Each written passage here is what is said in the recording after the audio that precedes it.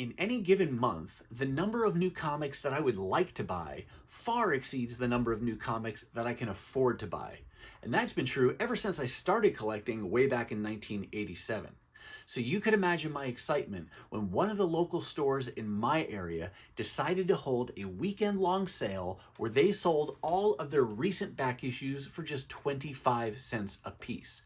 I filled in a ton of holes in my collection, and today we'll start to look at my haul. Check it out! Hey everyone, and welcome to today's video. What you are looking at is an incredible stack of back issues that I picked up during a really unbelievable sale hosted by one of the local shops here in the Twin Cities. All of these books were just 25 cents a piece. And I'll give you a little bit of context around the store. If you've been watching my videos for any time, you've probably heard me mention them before. This is actually a chain of stores here in the Twin Cities metro area. It's called Dreamers Vault and Games. And the bulk of their business is really more targeted around gaming, meaning competitive card games like Magic the Gathering, Dungeons and Dragons, Pokemon, Yu-Gi-Oh!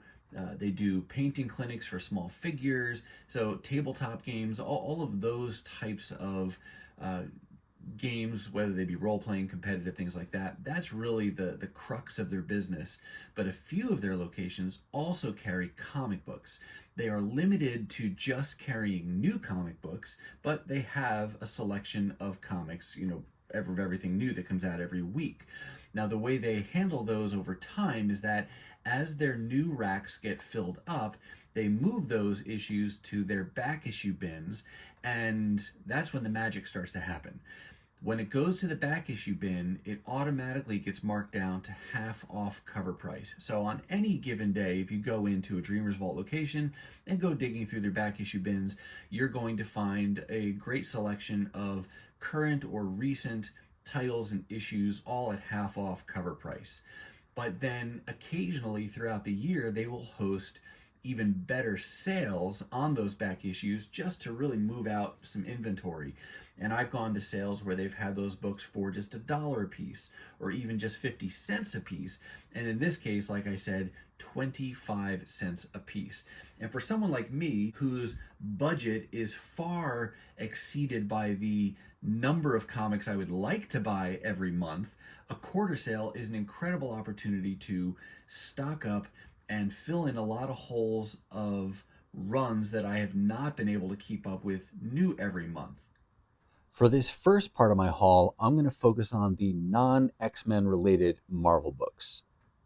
I will put a link to Dreamers Vault down in the description of this video in case you're in the area and you want to check them out. But now let's go ahead and dive into this haul. All right, we're going to start off with a couple of event books. This first one is from the Marvel event called Empire, and this was one of the tie-in series featuring Captain America. This is a 3-part limited series. I have issues 1 and 2 already. Got this one partly to complete the limited series, and the primary reason I wanted this limited series to begin with was for the cover artist. These A covers are done by Mike Henderson, whom I have mentioned in other videos just as a style that I really like, and I think he did some great covers for this limited series. He did not do the interior pencils on this. Looks like interior artist is Olivetti, but the covers were cool, and at just 25 cents, couldn't resist getting his cover art and completing that limited series.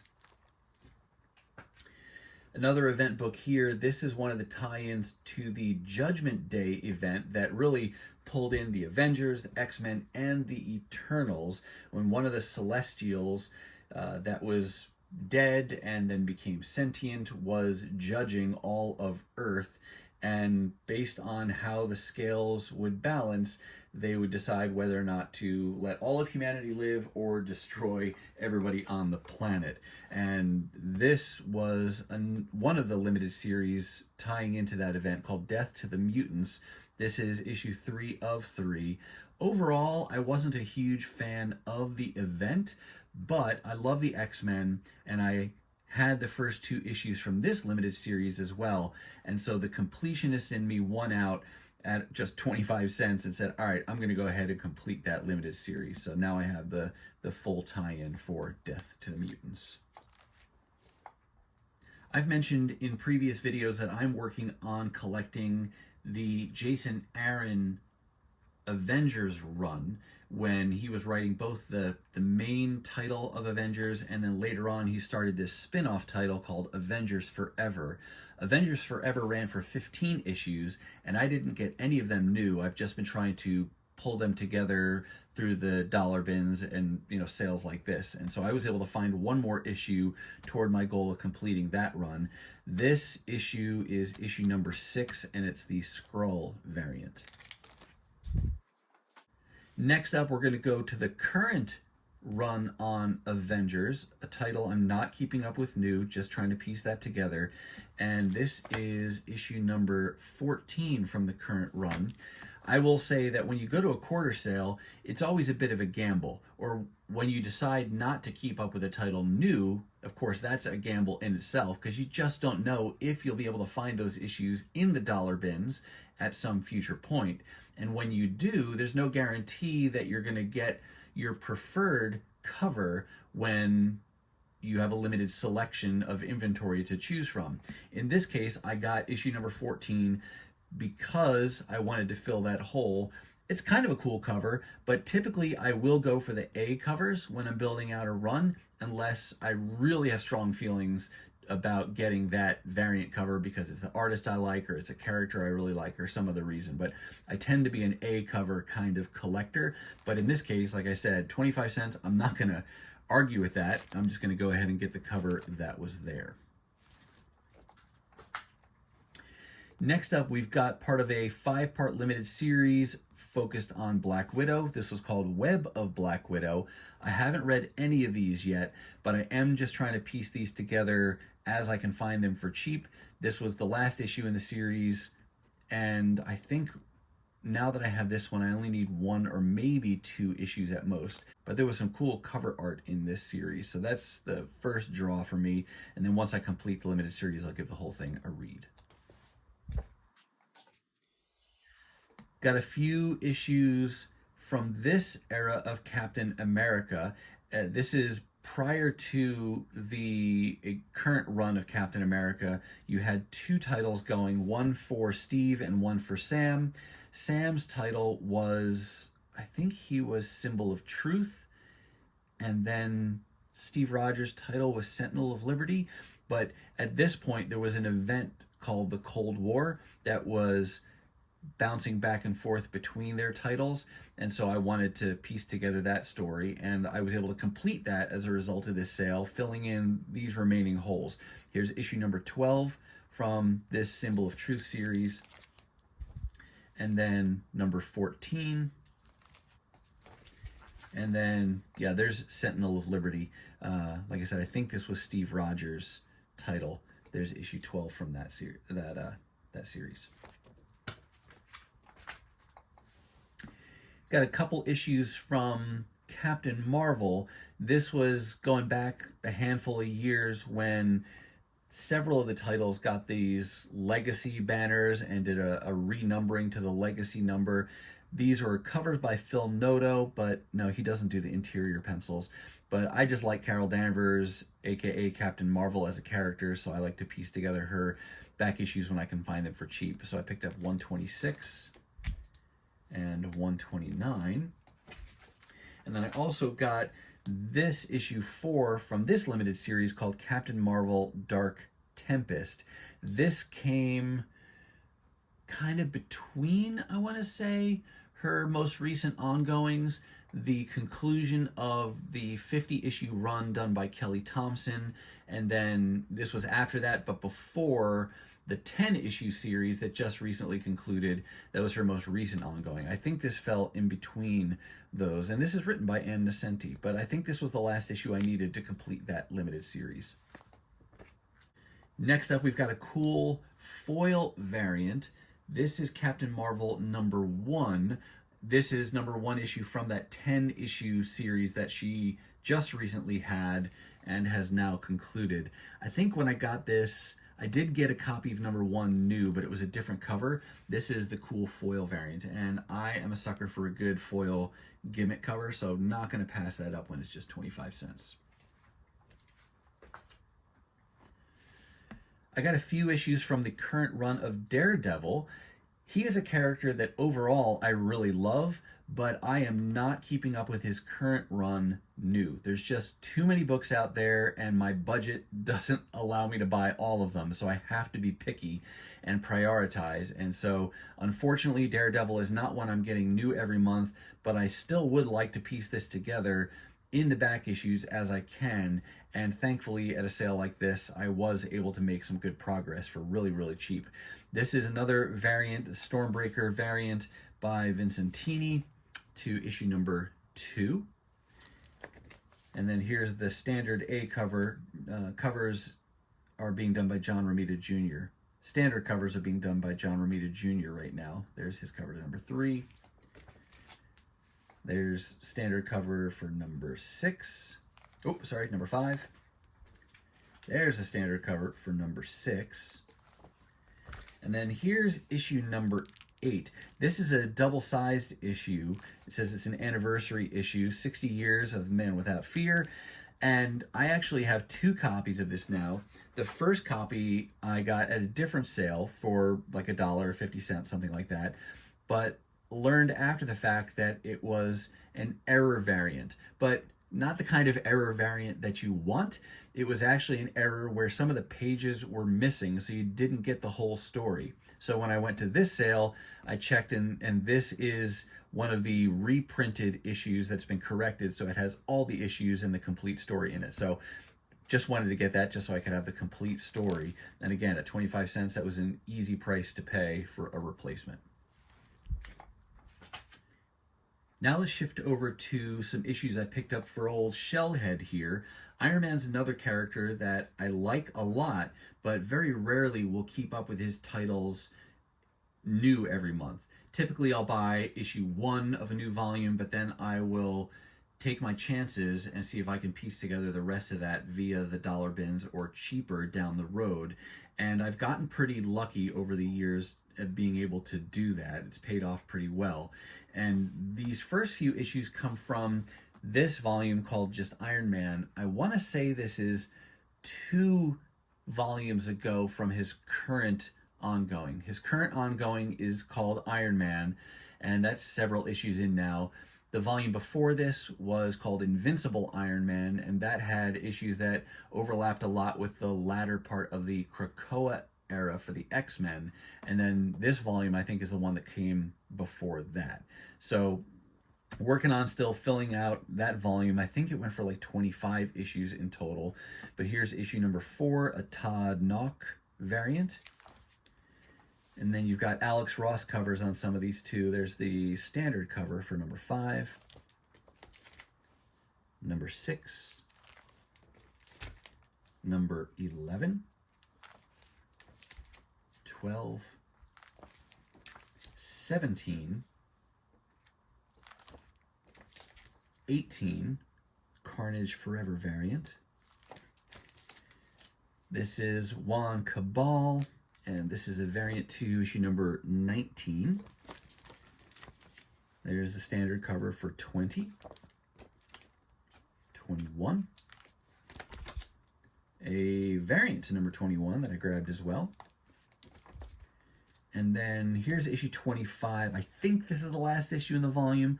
Legacy number 650. That's the standard cover. And then, okay, yeah, that's it for that Iron Man volume. Next, we go to some issues from Invincible Iron Man, which is the series that came out after that Iron Man series. This is a variant to issue number 11. And here's one of the Hellfire Gala. No, that's not Hellfire Gala, is it? That'd be just the Happy New Year variant, I guess. I was going to say it's the Hellfire Gala variant where they all dress up real fancy, but maybe that's just a New Year's variant to issue number 13. Looks like a card variant here to issue number 14. And that's it for Invincible Iron Man. That volume ran for 20 issues, and I think I'm really close now to having that one completed as well. This next issue is called Marvel Zero. I don't get these one-shots typically when they're new. Sometimes they're anthologies telling some different stories. Sometimes they have a theme. Sometimes they're previews of upcoming events. This one had a cover price of $6.99, but the kind of thing where I have a pretty high level of confidence that at some point it'll be in the dollar bins, so I don't get that new. I don't know exactly what this one is kind of themed around. You can see in the table of contents, there's a Blood Hunt related story, and then Uncanny X-Men, which is the relaunch title here for the From the Ashes era of X-Men. Maybe this gives you a little bit of previews of things to come. Don't really know, but still, for just 25 cents, it's a pretty fun one-shot to have, whether it's, like I said, reprints or standalone stories or preview stories for things to come. And you got some extras in there too with some character designs and things. That's kind of fun. 25 cents, easy peasy. Then we've got a one giant size issue. This is a one-shot featuring Silver Surfer, just a character that I love, and so I will pick up anything Silver Surfer related, and especially when it's just a quarter. So happy to get that one shot. Another one that I didn't get when it was new, and also had a $6.99 cover price. She-Hulk, character that I really like, and similar to Iron Man, even though I like her, I don't keep up with her titles new every month. This Sensational She-Hulk was her most recent ongoing, another one that just ran 10 issues. I have the whole volume, but that doesn't mean I'm going to ignore a cool variant when I see it. This is a variant to her issue number 1, and this issue is homaging the issue number 1 from her first She-Hulk volume. Not the Savage She-Hulk, which was a Bronze Age title, but her first modern age title. It was just titled She-Hulk. So this is an homage to that, and I thought that was pretty cool. This next set of books were really fun finds because I am a fan of Disney, and I've really liked these Disney variants to some classic Marvel Comics covers. Most of them have been occurring as variants to the Amazing Spider-Man ongoing, and I have gotten some of those new, but not all of them. So I was really happy when they had several of them at this quarter sale. So here you've got, I'm going to have to look at all these because the title and the actual issue are on the back. So this is ASM number 37 from the current ongoing, and that is homaging the Marvel Superhero Secret Wars issue number 1. So that was cool. And then here's an Avengers homage. This takes place in ASM issue number 45. And then we got a West Coast Avengers homage on ASM number 47. Here's an X-Men homage there with Donald as Havoc. This is ASM 49. And yeah, I guess that's it for the Disney homages. But those are super fun variants. I like to get those, and I will continue to keep my eye peeled for those as I can find those down the road. I have noticed they've started doing some of those on different titles, not just Amazing Spider-Man. And so depending on if it's a title I am buying new every month, I will get that variant, or I'll just wait and see if I can find it down the road sometime. But just a fun thing to be hunting for. Here we've got an annual from Thor's last volume. He's currently in this title called The Immortal Thor, but this is kind of the end of his last Thor run. You can see here who is Mythos plus an exclusive prologue to the Immortal Thor. So that's kind of setting up his current ongoing volume. Another title, I'm not keeping up with new every month, but I'll piece together Thor issues as I can find them. I don't think I had a copy of this annual. I may have. I may have gotten a variant of this at some point at a different sale, but I love Thor, and so I'll pick up different covers if they're cool and things like that when they're just super cheap like this. So yeah, happy to have added that one to my collection. I think this is the standard cover, and I probably have a variant already. Oh, maybe this is the very variant I was just referring to. This is Thor Annual #1. Here you got a Jane Foster as Valkyrie variant. And so that's the same book right there. So yeah, it looks like it wasn't on separate occasions that I picked up the standard and the variant. It was at this very same sale. So yeah, for 50 cents, I got 2 cool covers to this same Thor Annual. And then here we have one lonely DC book. This is Superman Up in the Sky, written by Tom King with pencils by Andy Kubert. And between the creative team and the character, I would love to piece together this whole 6-part limited series.